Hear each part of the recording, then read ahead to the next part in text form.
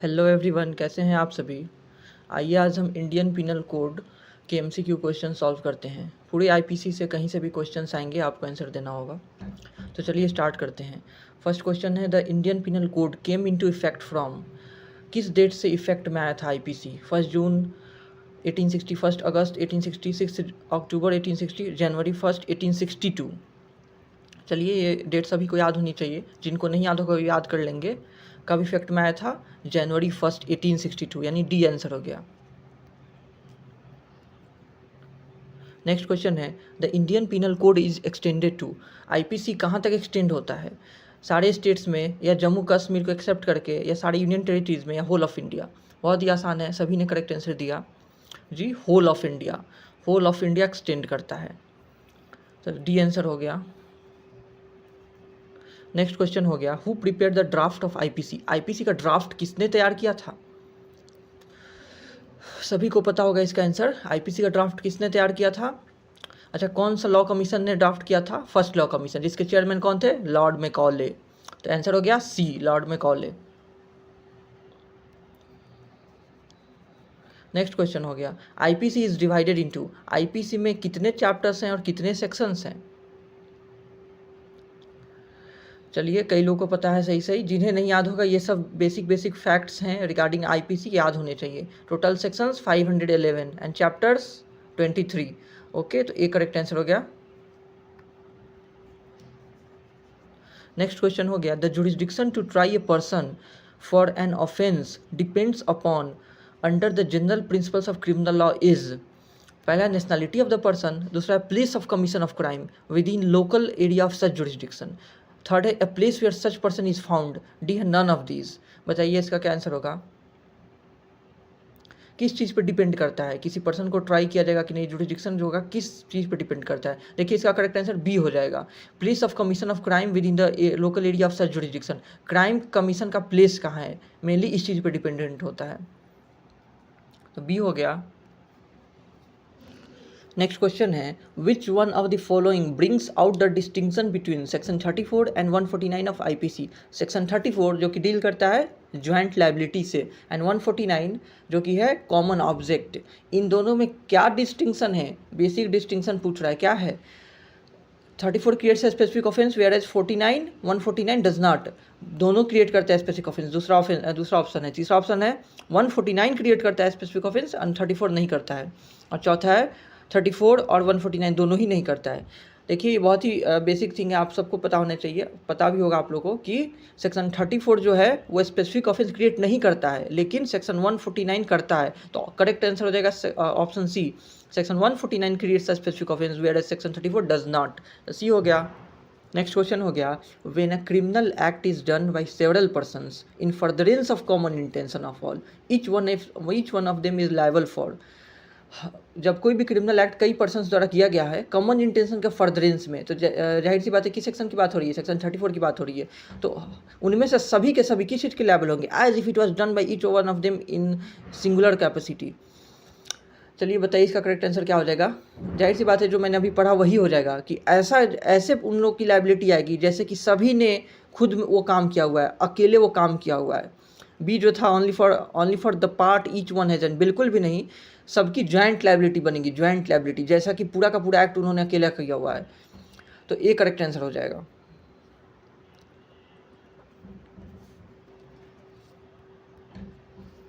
Next question है, give incorrect response. इसमें से इनकरेक्ट रिस्पॉन्स सेलेक्ट करना है, कौन सा गलत है। The following are the requirements of the principle of joint liability under section 34 of the Indian penal code. Section 34 जो कि ज्वाइंट लायबिलिटी है उसका रिक्वायरमेंट इनमें से कौन कौन सा है? बताइए। पहला दिया है, some criminal act must be done by several persons. ये सही है क्योंकि क्रिमिनल एक्ट हुआ रहना चाहिए, सेवरल पर्सन्स द्वारा क्रिमिनल एक्ट हुआ रहना चाहिए, ये सही का रिक्वायरमेंट है। तो ये तो नहीं होगा आंसर। बी होगा, criminal act must be done in furtherance of common intention, ये भी सही है, कॉमन इंटेंशन के फर्दरेंस में वो क्रिमिनल एक्ट हुआ रहना चाहिए। तीसरा दिया है, several persons must share the common intention, they may or may not participate in the commission of the act constituting the crime. देखिए गलत है, कॉमन इंटेंशन तो शेयर किया रहना चाहिए, लेकिन पार्टिसिपेशन भी सबका होना चाहिए, चाहे किसी ने एक्टिवली पार्टिसिपेट किया हो या किसी ने कम एक्टिवली पार्टिसिपेट किया हो, लेकिन पार्टिसिपेशन जरूरी है सबका। तो सी गलत है। डी है कॉमन इंटेंशन इंप्लाइज अ pre arranged plan between such person. देखिए कॉमन इंटेंशन को डिफाइन किया हुआ है, ये भी सही है, यानी बस गलत कौन सा है, सी हो जाएगा करेक्ट आंसर, क्योंकि सी गलत है। नेक्स्ट हो गया common intention under section 34 may develop at the spot as between a number of persons. बिल्कुल स्पॉट पे डेवलप हो सकता है। आपको मैंने केस भी बताया था, किस केस में ऐसा हेल्ड हुआ था, जिसमें ऑन द स्पॉट भी कॉमन इंटेंशन क्रिएट हो सकता है, डेवलप हो सकता है। दूसरा दिया इम्प्लाइज अ प्री अरेंज प्लान। बिल्कुल कॉमन इंटेंशन का मतलब प्री अरेंज प्लान होता है, बोथ 1 and 2। तो इसका करेक्ट आंसर क्या हो जाएगा, वही जो आप लोगों ने लिखा है, बोथ 1 and 2, दोनों ही, सी हो जाएगा। नेक्स्ट हो गया 3 persons A, B and C went to a post office. B and C entered the post office and asked postmaster to hand over money. C fired pistol at him. He was shot dead. देखिए joint liability के लिए पूरे के पूरे facts constitute किया जा रहा है। दिया हुआ है option only C is liable for murder, बस सी क्या लायबल होगा क्या। बी दिया हुआ all of them will be guilty of causing death. C both B and C are liable for murder, none of the above. देखिए किस case पे based है, post master murder case, Barindra Kumar Ghosh versus king emperor. तो देखिए all of them will be guilty for causing death, सभी के सभी liable होंगे। आप सभी को पता है ये बहुत ही आसान है, सबकी ज्वाइंट लायबिलिटी होगी, चाहे पार्टिसिपेशन किसी का ज़्यादा हो या कम हो। बी हो जाएगा करेक्ट आंसर।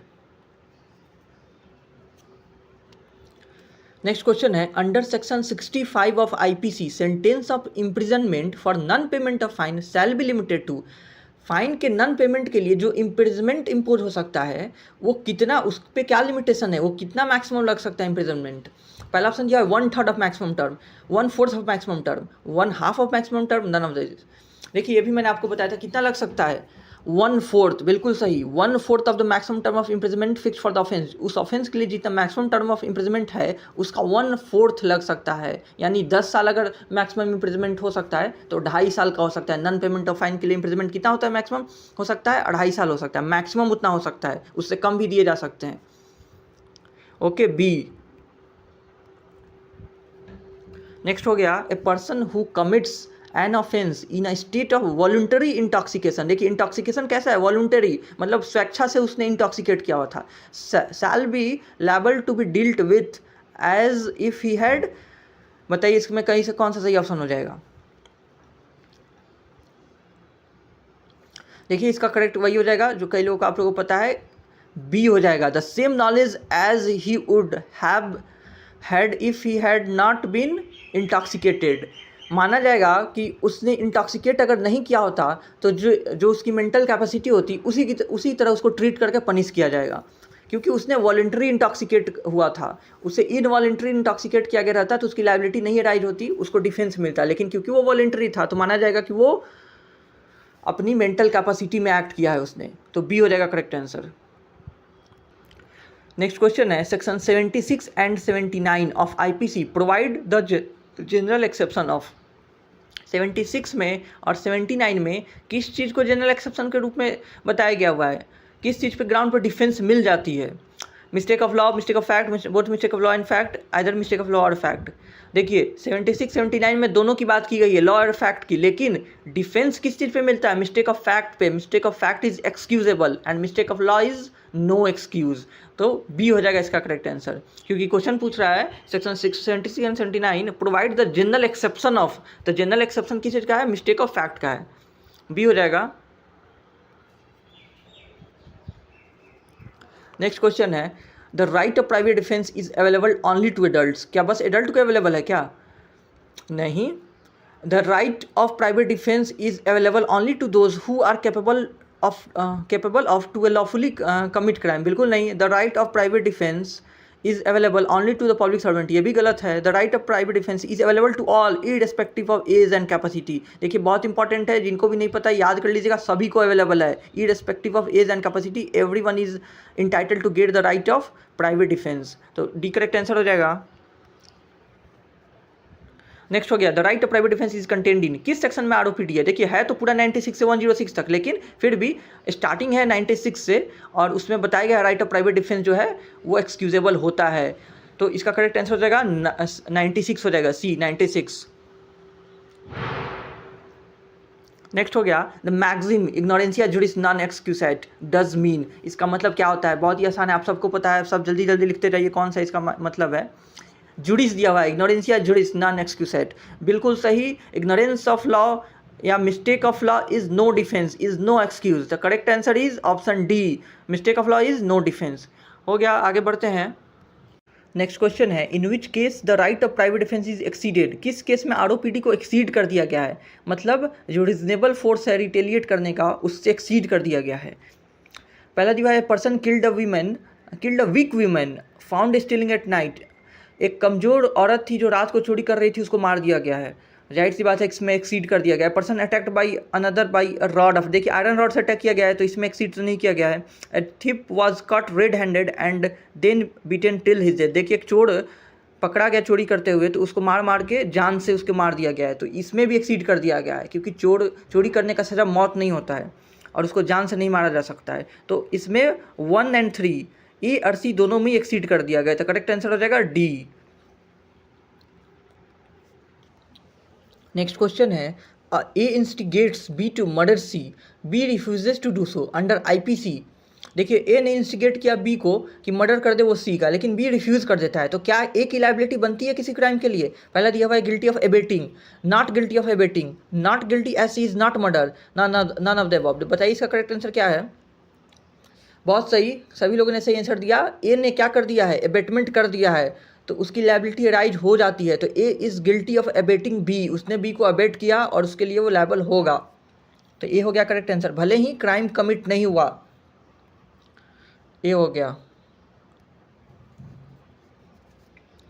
नेक्स्ट क्वेश्चन है definition of criminal conspiracy is given in the IPC. Criminal conspiracy का डेफिनेशन कहाँ दिया हुआ है? 120, 120 capital A, 120 capital B, none of the above. बहुत ही आसान है डिफिनीशन और पनिशमेंट। डिफिनीशन दिया है 120 कैपिटल ए में और पनिशमेंट 120 कैपिटल बी में, बिल्कुल सही, सभी का सही है। तो 120 कैपिटल ए यानी बी हो जाएगा करेक्ट आंसर डेफिनीशन के लिए। नेक्स्ट क्वेश्चन है गिव इनकरेक्ट रिस्पॉन्स। इसमें इनकरेक्ट सेलेक्ट करना है, जो गलत है वो स्टेटमेंट सेलेक्ट करना है। दिया हुआ है पहले क्वेश्चन दिया हुआ है a person abets the doing of a thing who. Abetment कब होता है? पहला जो है intentionally aid by any act और illegal omission the doing of that thing. देखिए इंटेंशनली एड करने को एबेटमेंट कहते हैं, ये सही है। Instigates any person to do that thing, instigation भी एबेटमेंट होता है। सीधे भाई instigates any person to do a thing which must also be done. देखिए ये गलत है, जरूरी नहीं है कि वो एक्ट कमिट हो जाए। Instigate any person to do a thing which must also be done, act का कमीशन होना कंपल्सरी नहीं है, इसलिए सी गलत हो गया, तो गलत आंसर सी हो गया। नेक्स्ट क्वेश्चन है a person abets by adding. Adding से कब एबेटमेंट होता है? At the time of commission of an act, prior to the act is done, either prior to or at the time of commission of an act, either prior or posterior or at the time of commission of the act। देखिए बताइए इसका answer. इसका correct answer हो जाएगा, कई लोगों को पता है सी हो जाएगा, आइदर प्रायर टू और at the time of commission of the act. या तो आप प्रायर कर सकते हैं या एट द टाइम जब क्राइम कमिट हो रहा है तब कर सकते हैं। कब क्या कर सकते हैं? The person abets by adding, मतलब एबेटमेंट कर सकते हैं आप एड करके, तो या तो प्रायर कर सकते हैं या एट द टाइम कर सकते हैं, बस। तो सी हो जाएगा करेक्ट आंसर। नेक्स्ट हो गया a person supplies food to another person known to be engaged in crime is. देखिए फूड दे रहा है बस, a person supplies food to another person known to be engaged in crime, मतलब पता है कि वो क्राइम में इंगेज्ड है लेकिन फिर भी उसको फूड दे रहा है, तो क्या ये क्रिमिनल एक्ट है, एबेटमेंट है, नॉट एबेटमेंट है, नॉन ऑफ द अबव है? देखिए फूड किसी को खाना देना एबेटमेंट नहीं हो जाएगा, फूड सप्लाई कर रहा है तो एबेटमेंट नहीं हो जाएगा, इसलिए इसका करेक्ट आंसर हो जाएगा सी, नॉट एबेटमेंट। नेक्स्ट हो गया give the correct response. A in India abetted B a foreigner in Pakistan to commit a murder in Islamabad. देखिए इंडिया में रह के एक पाकिस्तानी को अबेट कर रहा है कि वो एक मर्डर कमिट करे, कहाँ? इस्लामाबाद में, तो क्या ये अबेटमेंट के लिए लायबिलिटी होगी? बताइए। बिल्कुल सही, होगी। कहीं भी अबेटमेंट वो कर रहा है वो लायबल होगा, तो इसका करेक्ट आंसर हो जाएगा is guilty of abetting B. A is guilty of abetting B यानी ए करेक्ट आंसर हो जाएगा। नेक्स्ट हो गया A instigates B to give false evidence B commits that offence, देखिए इंस्टिगेट करता है कि वो फॉल्स एविडेंस दे और बी कमिट भी कर देता है, तो क्या होगा, A has abetting the offence but not liable to the same punishment as B, A has abetted the offence but liable to the half of punishment, A has abetted the offence and is liable to the same punishment as B, none of the above. क्या हो जाएगा इसका correct answer, इसका correct answer हो जाएगा C, A has abetted the offence and is liable to the same punishment as B, same punishment उसको मिलेगा, सी हो जाएगा। Next question. Whoever abets an offense and if the act abated is committed and no express provision is made by this code for punishment of such abatement, the abater will be punished। क्या punishment होगा उसके लिए, देखिए abetment करता है और act जो abate हुआ वो कमिट भी हो जाता है, इसको ध्यान रखिए, क्वेश्चन कह रहा है कि अबेटमेंट किया गया और एक्ट जो अबेट किया गया वो कमिट भी हो गया और प्रोविजन नहीं दिया हुआ है कहीं भी एक्सप्रेसली कि कितना पनिशमेंट होगा उस अबेटमेंट के लिए, तो क्या पनिशमेंट होगा, उसको सेम पनिशमेंट मिलेगा, डी लिखा हुआ है, with the punishment provided for the offence, जो कि ऑफेंस के लिए प्रोवाइडेड किया गया पनिशमेंट उतना ही उसको भी मिल जाएगा सेम। पिछला वाला जो क्वेश्चन था इसी पे आधारित था, तो डी हो गया इसका करेक्ट आंसर। नेक्स्ट हो गया the essence of sedition is, sedition का एसेंस क्या है, उसमें एक उसका एक एसेंशियल रिक्वायरमेंट क्या है सेडिशन में। हालांकि मैंने बताया था आपको कि सेडिशन लॉ जो है उसको सुप्रीम कोर्ट ने उस पर रोक लगा दिया हुआ था पिछले ही साल, किस केस में, Vombatkere versus Union of India, VOMBETKERE, जिन्हें नहीं पता है वो लिख के याद भी कर ले, लास्ट ईयर पूछा हुआ था। लेकिन फिर भी सेडिशन पे क्वेश्चंस आ सकते हैं, तो क्या हो जाएगा इसमें एसेंशियल, इंटेंशन होना जरूरी होना चाहिए, इंटेंशन बहुत इसेंशियल होता है सेडिशन के लिए, तो इंटेंशन आंसर हो जाएगा ए। नेक्स्ट क्वेश्चन हो गया, for an affray under section 159 of IPC the minimum number of person is required, देखिए एफ्रे के लिए 159 में एफ्रे दिया हुआ है, 160 में उसका पनिशमेंट दिया हुआ है, कितने नंबर ऑफ पर्सन चाहिए मिनिमम उसमें बहुत सही 2 चाहिए, 2 लोग कम से कम चाहिए, तो बी हो जाएगा करेक्ट आंसर।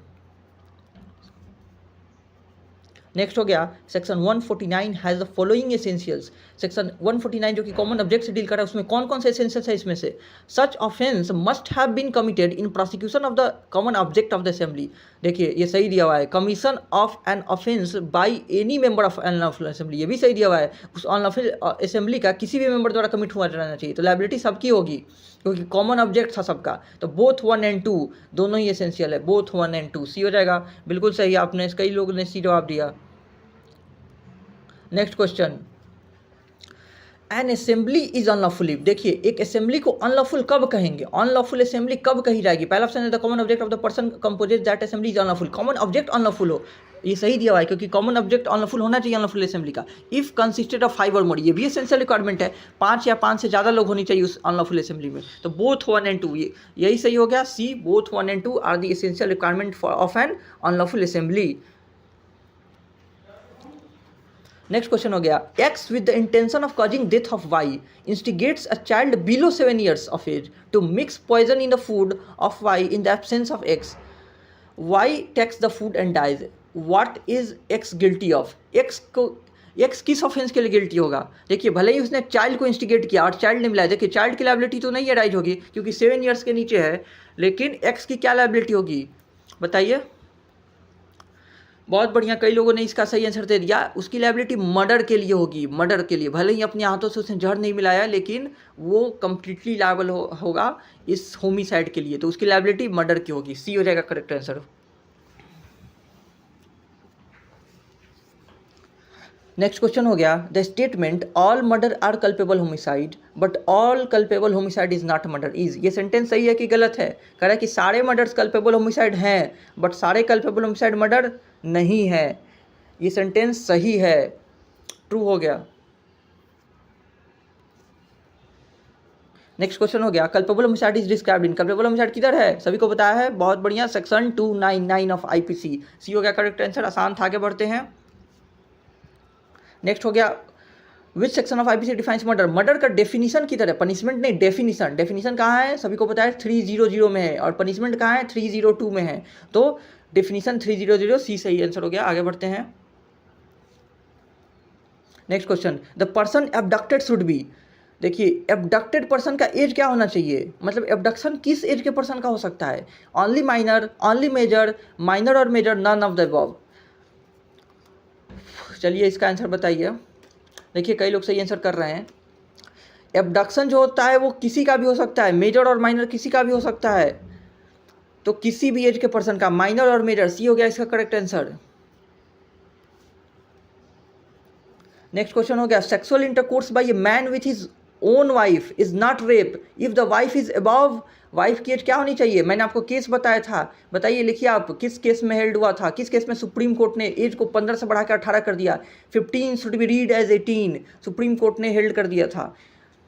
चलिए इसका आंसर तो 18 हो जाएगा, सभी को पता है 18 ईयर्स ऑफ एज। अगर वाइफ 18 ईयर से अबव है तो वाइफ के साथ सेक्सुअल इंटरकोर्स करना उसके हस्बैंड द्वारा, ये रेप नहीं माना जाता है, रेप। इससे पहले 15 ईयर्स था, तो हो गया ए करेक्ट आंसर। नेक्स्ट है, the essential ingredient of the offence of rape is, rape के ऑफेंस के लिए एसेंशियल इंग्रेडिएंट कौन सा है, against her will, without her consent, both 1 and 2। देखिए बहुत फेमस है, ये सभी को पता होता है, क्या है, अगेंस्ट हर विल भी होना चाहिए और विदाउट हर कंसेंट भी होना चाहिए, बोथ 1 and 2 हो गया, सी करेक्ट आंसर हो गया। जिन्हें नहीं याद है वो दोनों ही याद कर लेंगे, अगेंस्ट हर विल भी, विदाउट हर कंसेंट भी, सी हो जाएगा करेक्ट आंसर।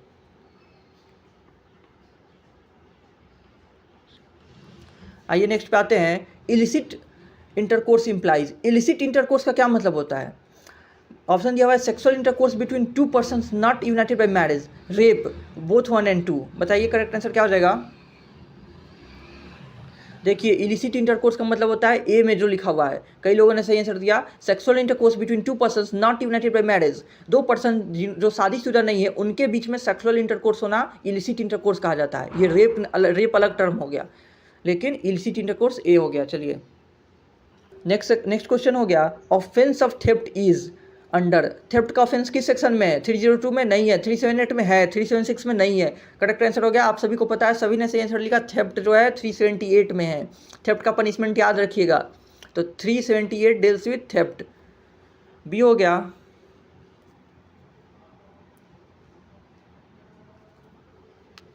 नेक्स्ट क्वेश्चन हो गया, if the property is removed under mistake of fact it is, अगर मिस्टेक ऑफ फैक्ट में प्रॉपर्टी को रिमूव किया जाता है तो क्या वो थेफ्ट, रॉबरी, डकैती होगा।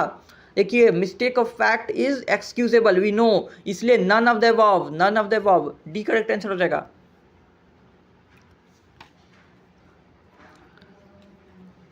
नेक्स्ट क्वेश्चन हो गया, A finds a ring belonging to Z on a table in the house which Z occupies, here the ring is in जेड्स possession and if A dishonestly removes it, A commits, अगर dishonestly उसको remove कर देता है उसके possession से, तो क्या कहेंगे, इसी ऑफेंस को तो थेफ्ट कहते हैं, थेफ्ट। बहुत सही, सभी को पता है थेफ्ट कहते हैं इसे, तो बी हो गया करेक्ट आंसर। नेक्स्ट क्वेश्चन हो गया, सेक्शन 379 ऑफ आईपीसी डिफाइंस, 379 में क्या है, लिखिए आप लोग, बिल्कुल सही, 379 में है पनिशमेंट फॉर थेफ्ट है, थेफ्ट का पनिशमेंट है, जो कि कितना साल है ये भी लिख लीजिए आप लोग, कितने साल है पनिशमेंट ऑफ थेफ्ट। चलिए इसका आंसर क्या है, डी है, 379 का आंसर डी। नेक्स्ट क्वेश्चन हो गया, attempt to commit robbery is under, robbery commit करने का अटेम्प्ट किस सेक्शन में है, ये सेक्शन 393 ऑफ आईपीसी हो गया, डी हो गया। 393 में अटेम्प्ट टू कमिट रॉबरी है। Next question is, crime is dash, crime इनमें से क्या है बताइए। देखिए सभी को पता है, बहुत ही आसान क्वेश्चन है, क्राइम क्या है, एक इलीगल एक्ट है, एक इलीगल एक्ट को ही क्राइम कहते हैं। इमोरल होना ज़रूरी नहीं है, लेकिन इलीगल होगा, सारे इमोरल चीज़ क्राइम नहीं होते हैं, तो बी हो गया इसका करेक्ट। नेक्स्ट हो गया, how many types of punishment have been prescribed under IPC. देखिए कितने तरह के पनिशमेंट हैं याद होने ज़रूरी है, मैंने आप लोग को बताया भी था याद करने के लिए, कितने तरह के पनिशमेंट है आप लोग लिखिए, 3, 6, 5, 4 ऑप्शन है। देखिए 5 तरह के पनिशमेंट है, 5 तरह के, सी हो गया करेक्ट आंसर।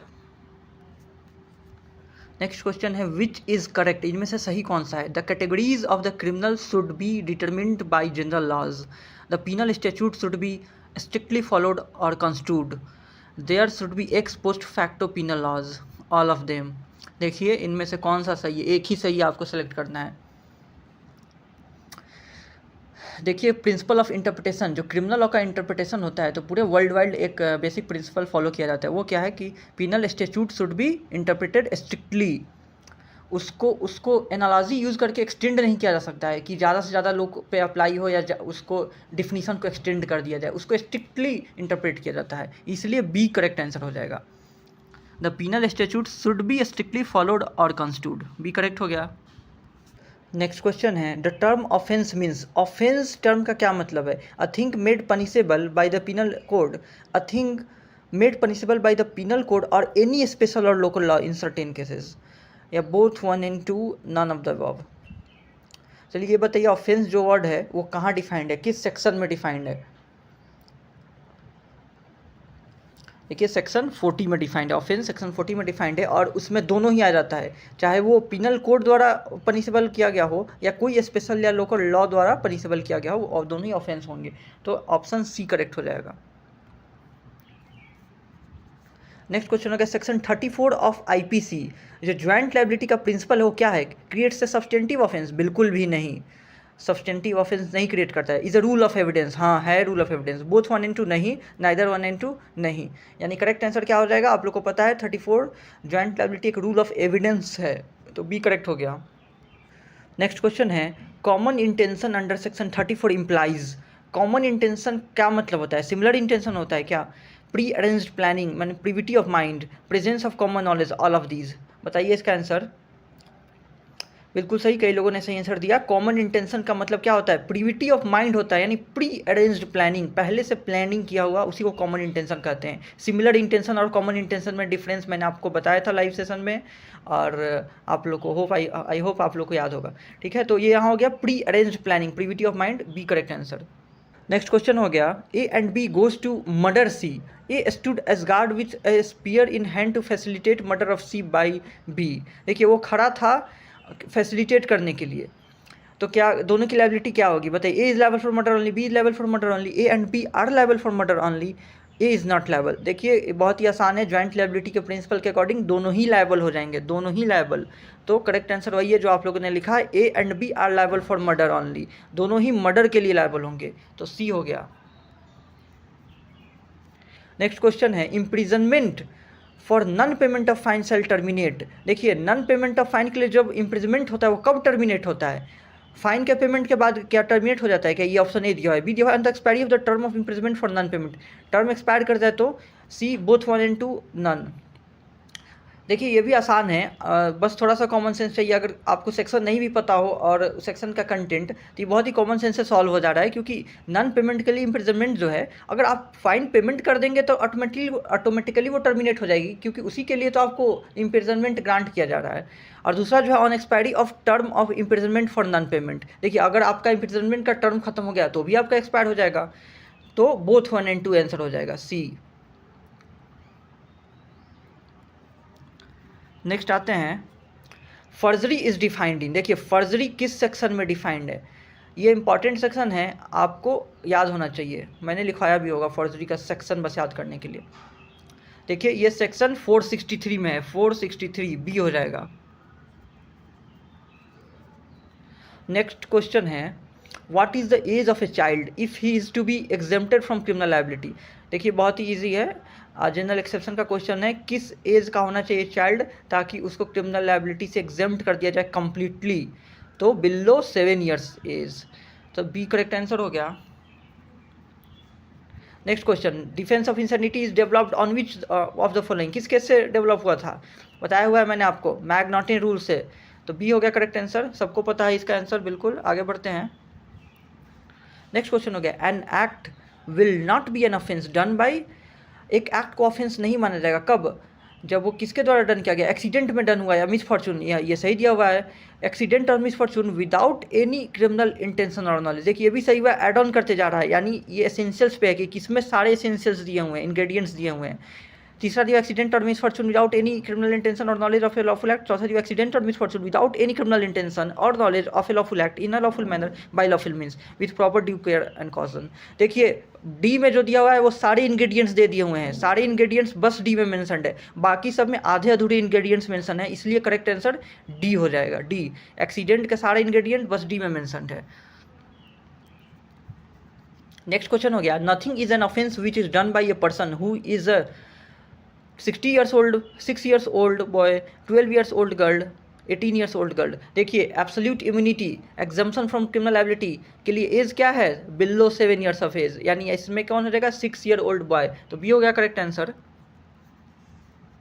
नेक्स्ट क्वेश्चन हो गया voluntary intoxication makes an offence more serious or increase the gravity of an offense, is a weak defense to the criminal liability, is no excuse for the commission of an offense, reduces the gravity of all the offenses। बताइए क्या answer हो जाएगा। बहुत बढ़िया, कई लोग इसका सही आंसर दे दिए हैं। वॉलंटरी इंटॉक्सिकेशन जो होता है वो एक्सक्यूज ही नहीं होता है। आप वॉलंटरी इंटॉक्सिकेट होकर के क्लेम नहीं कर सकते हैं exemption from criminal liability. Involuntary intoxication में क्लेम किए जाते हैं। बताइए कौन सा सेक्शन है वॉलंटरी इंटॉक्सिकेशन से रिलेटेड और इनवॉलंटरी का कौन सा सेक्शन है। आप लोग कमेंट में लिखिए 85 86 में कौन इनवॉलंटरी इंटॉक्सिकेशन है और कौन वॉलंटरी इंटॉक्सिकेशन है। चलिए इसका आंसर हो जाएगा is no excuse for the commission of an offence. उसको सजा मिलेगी, कोई एक्सक्यूज नहीं मिलेगी। तो सी हो गया करेक्ट आंसर। नेक्स्ट हो गया every person has a right to defend him against any offense affecting human body and the body of his friends against any offense affecting the human body and the body of any person against any offense affecting the human body, none of the above। देखिए इसका correct answer बताइए। इसका correct answer हो जाएगा सी हो जाएगा। क्यों? क्योंकि every person has a right to defend him, अपने आप को डिफेंड करने का तो राइट है ही, और किसके किसके and the body of any other person, किसी और पर्सन के बॉडी के भी, against any offence affecting the human body, कोई भी ऑफेंस के अगेंस्ट में। ठीक है, तो मोस्ट अप्रोप्रिएट आंसर सी है, बाकी आधे अधूरे दिए हुए हैं। ठीक है, अगला क्वेश्चन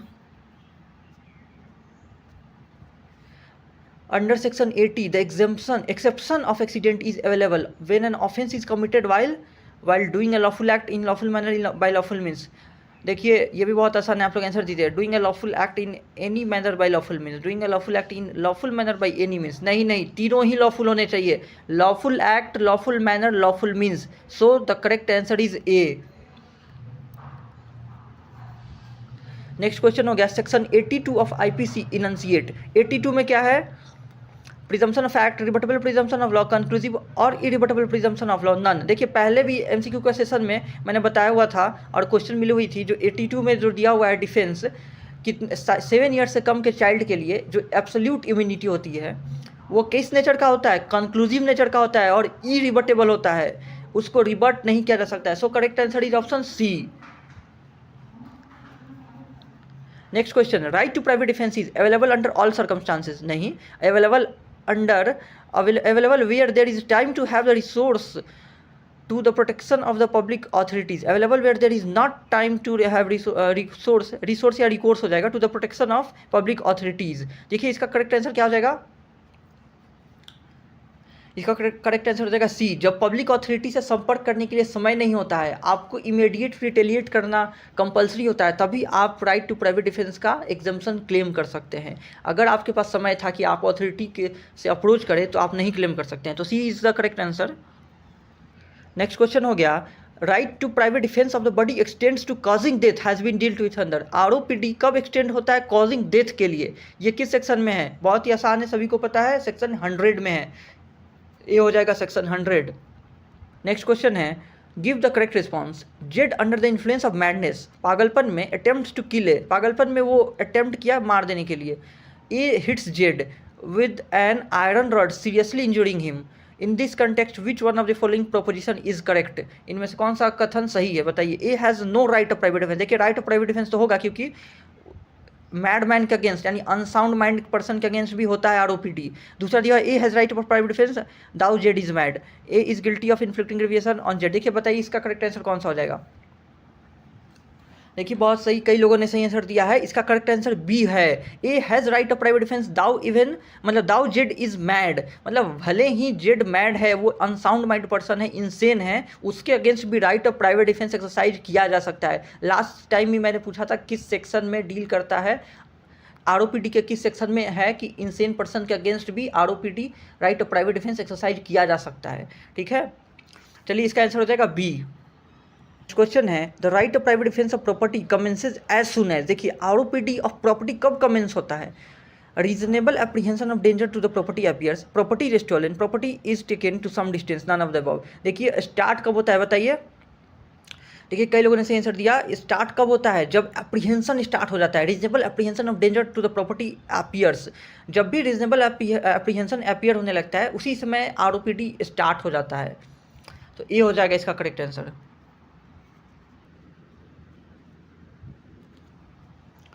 नेक्स्ट क्वेश्चन है the right of private defence of property against theft continue still, मतलब थेफ्ट के against right of private defence of property कब तक कंटिन्यू होता है, मतलब कब तक कंटिन्यू होगा उसके बाद ओवर हो जाएगा।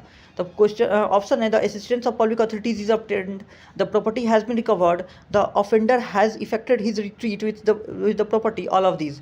देखिए बताइए इसका करेक्ट आंसर, इसका आंसर हो जाएगा ऑल ऑफ दीज हो जाएगा। सभी के केस में आपने अगर प्रॉपर्टी को रिकवर कर लिया या पब्लिक अथॉरिटी का सहारा ले लिया, इन सारे केसों में तो उसके बाद आप नहीं एक्सरसाइज कर सकते हैं, उसके पहले तक ही आप प्राइवेट डिफेंस एक्सरसाइज कर सकते हैं। ठीक है, इसलिए आंसर हो जाएगा डी। नेक्स्ट क्वेश्चन है पॉइंट आउट इनकरेक्ट रिस्पॉन्स, इसमें से इनकरेक्ट सेलेक्ट करना है। The right of private defence of body extends to the causing of death if the offence which occasions the exercise of the right of private defence is of the following description. किस description का होना चाहिए? Death cause कब कर सकते हैं आप body का डिफेंस एक्सरसाइज करते हुए, यूज करते हुए? तो कह रहा है कि an assault with intention of kidnapping abduction, kidnapping और एबडक्शन के केस में कर सकते हैं, रॉन्गफुल स्टैंड के केस में नहीं कर सकते हैं, तीसरा रेप के केस में कर सकते हैं, अननेचुरल के केस में कर सकते हैं। यानी B is the incorrect answer, B is the incorrect, इसलिए बी करेक्ट हो जाएगा इस क्वेश्चन के अकॉर्डिंग, क्योंकि इनकरेक्ट सेलेक्ट करना था। बी हो गया। नेक्स्ट क्वेश्चन है for abetment by conspiracy, abetment by conspiracy के लिए इनमें से क्या रिक्वायर्ड है? पहला ऑप्शन है a mere agreement between two और more persons to do an unlawful act is enough. Two का स्पेलिंग गलत है, ये एनफ नहीं होगा। फिर कह रहा है कि सम एक्ट और illegal omission must take place in pursuance of an engagement between two और more person to do an unlawful act. देखिए यही सही हो जाएगा कि एक्ट या इलीगल ओमिशन कमिट हो रहना चाहिए इसके परसुएंस में। ठीक है, तो B is the correct answer, ये एबेटमेंट बाय कंस्पिरेसी के लिए है। नेक्स्ट क्वेश्चन है punishment for criminal conspiracy is, सभी को पता है किसमें पनिशमेंट दिया हुआ है, 120 कैपिटल बी और 120 कैपिटल ए में डिफाइंड है। ये हो गया।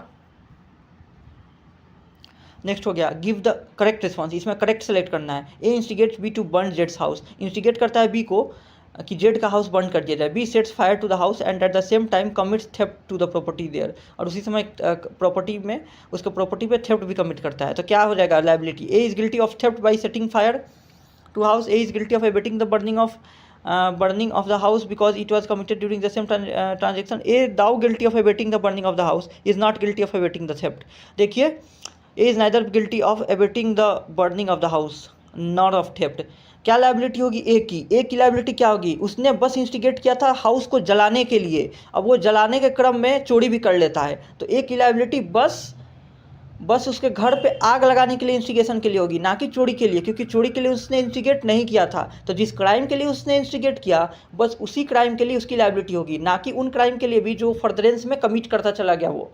तो ए की लायबिलिटी बस सी में दिया हुआ है, वही सही है। A though guilty of abetting the burning of the house is not guilty of abetting the theft, C is the correct answer. Next question है section 149 of IPC declaratory provision है, क्रिएट्स अ डिस्टिंक्ट ऑफेंस है, rule of evidence है, none है। देखिए rule of evidence वो नहीं है, वो एक डिस्टिंक्ट ऑफेंस क्रिएट करता है। Section 149 is an offence in itself, so B is the correct answer. Next question हो गया which one of the following is not punishable under the Indian penal Code, इनमें से कौन सा आईपीसी के under punishable नहीं है? पहला ऑप्शन दिया है preparation to wage war against the state, preparation to commit murder, preparation to commit dacoity, preparation to commit depredation under territory of a friendly power. बताइए इनमें से कौन सा पनिशेबल नहीं है आईपीसी के अंडर? देखिए आसान है, आप सबको पता है, बिल्कुल सही। Preparation to commit murder is not punishable under IPC. Waging war against the state punishable है, डकैती के लिए प्रिपरेशन भी पनिशेबल है, and depredation under territory of a friendly power ये भी पनिशेबल है, but preparation to commit murder is not punishable under Indian penal code, so correct answer is B. आगे बढ़ते हैं। नेक्स्ट क्वेश्चन हो गया the case of K M Nanavati versus state of Maharashtra, ये किस से रिलेटेड है? किस चीज़ से? थेफ्ट से, डकैती से, अबेटमेंट से, ग्रेव एंड सडन प्रोवोकेशन से? देखिए आप सबको लिखाया गया था इस केस के बारे में भी, ये किससे रिलेटेड है? ग्रेव एंड सडन प्रोवोकेशन से, बिल्कुल सही। तो ये डी हो गया answer, grave and sudden provocation. Next question dowry death is described in which section of IPC? Dowry death कहाँ है?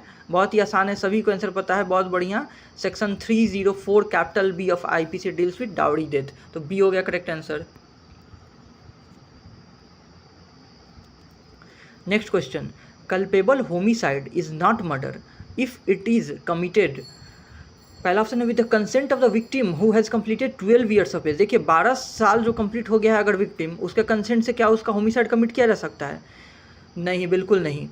With the consent of the victim who has completed 18 years old, 18 साल अब कंप्लीट हुआ है। C D when the offender is acting under the spell of madness, D none of the above. देखिए किस case में culpable homicide is not murder, मतलब culpable homicide not amounting to murder हो जाएगा। देखिए इसका आंसर हो जाएगा B, with the consent of the victim who has completed 18 years of age. अगर 18 साल से ऊपर का विक्टिम ने अपना कंसेंट दिया था उस होमिसाइड के लिए तो culpable homicide not amounting to murder होगा, अमाउंटिंग टू मर्डर नहीं होगा। तो correct answer is option B. Next question, dislocation of a tooth is a. देखिए मार कर किसी का दांत तोड़ देना या दांत अलग कर देना, डिस्प्लेस कर देना, डिसलोकेट कर देना, ये कौन सा ऑफेंस है? सिंपल हर्ट है, ग्रीवियस हर्ट है, असल्ट है, नन ऑफ द अबव। कौन सा है? बिल्कुल सही, ग्रीवियस हर्ट है, ग्रीवियस हर्ट। अब बताइए किसी का दांत भी तोड़ दीजिएगा और वो सिंपल हर्ट में आएगा, ग्रीवियस हर्ट हो गया। नेक्स्ट क्वेश्चन हो गया एडल्ट्री इज। एडल्ट्री क्या है? Sexual intercourse with a person who is and whom he knows or has reason to believe to be the wife of another man without the consent or connivance of that man. Such sexual intercourse is not amounting to rape. दूसरा जो option है उसमें with the consent लिख दिया है और तीसरा में has sexual intercourse with an unmarried women. देखिए अनमैरिड नहीं, मैरिड वीमेन ही होगा, और without the consent of that man, उसके हस्बैंड के बिना कंसेंट से। So the correct answer is A. A जो है वही एडल्ट्री है। Next question, assault can not be caused by. देखिए एसल्ट किस चीज़ से नहीं हो सकता, ये बहुत इंपॉर्टेंट है, बहुत बार एमसीक्यू में पूछा जाता है, अगर किसी को नहीं पता तो याद कर ले इसको। एसल्ट क्या नहीं है इसमें? Mere words, mere gestures, mere preparation, none. देखिए इसका करेक्ट आंसर कई लोगों को पता है, बिल्कुल सही, mere words. Mere words does not amount to assault, तो ए हो जाएगा करेक्ट आंसर। मियर वर्ड्स, बस बोल देना शब्दों से, वो एसल्ट नहीं हो जाता। ये हो गया। Next question, in kidnapping the consent of minor is. Kidnapping में माइनर का कंसेंट कितना मटेरियल होता है? Wholly material, partially immaterial, wholly material, none.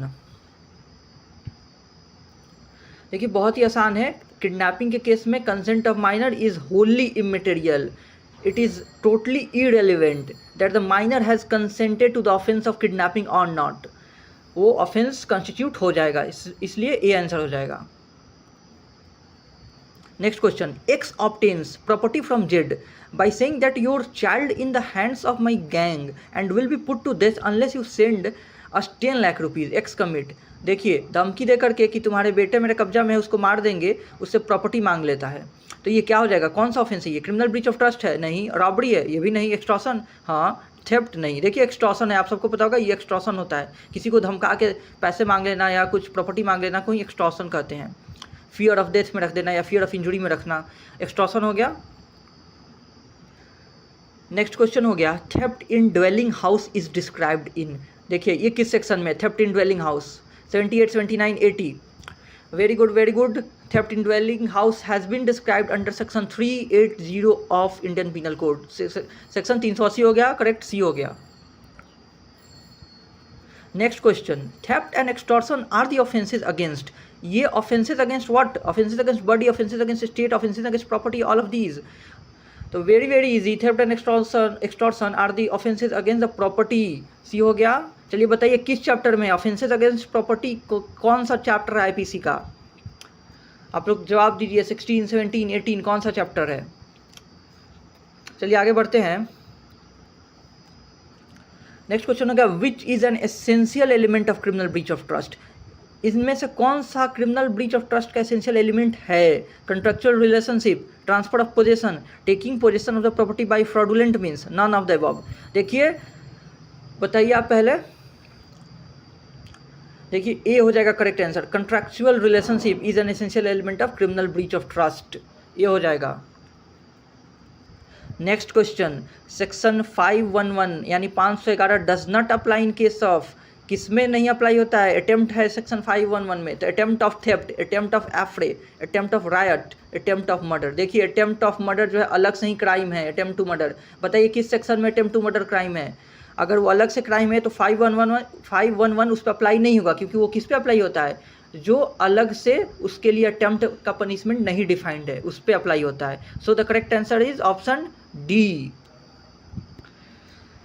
चलिए आज के लिए इतना ही हम लोग रहने देते हैं। अब आगे के वीडियोस में हम आईपीसी को और भी क्वेश्चन सॉल्व करेंगे और बाकी सब्जेक्ट्स के भी। तब तक आप लोग हमेशा की तरह अभी भी अपना बहुत बहुत ख्याल रखिए और गर्मी से बचते रहिए और पढ़ते रहिए। बहुत कम दिन बचे हैं एग्ज़ाम में।